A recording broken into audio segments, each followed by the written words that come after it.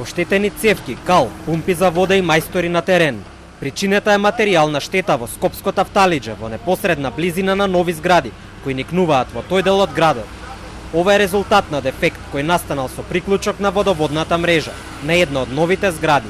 Жителите се револтирани, велат, не е ова прв пат да се соочат со проблеми со водоснабдувањето, а по дефектот им се поплавени и дел од дворовите и подрумите. На стара инсталација од 60-та година поставувана, како што мене ми кажувале, не сум толку стар. Сега сакаме поврзуваме нови згради кои не може едноставно старата инсталација не може цевките да издржат толкав притисок.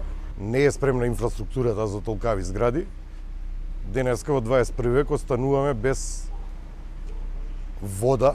Значи во 4 сат кога се враќа човек од работа, сака да се истушира, сака да руча, сака да остануваме без вода.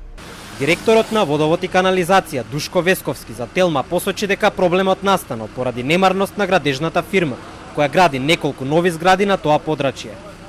При приклучокот на водоводната мрежа, ископот и затрупувањето на цевките се одговорност на фирмата. Според Водовод, фирмата ги потрупала цевките со повеќе земја од дозволеното, па тие пукнале. Од Формлаб, инвеститорот на новоизградената зграда, отфрли одговорност за дефектот.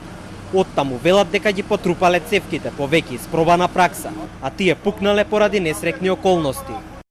Спротивно на тврдењето на Водовод и канализација, цевката беше насипувана постепено во тенки слоеви, а не одеднаш. Кога ја насипивме скоро до нивото на улицата, цевката пукна од тежината која не можеше да ја издржи.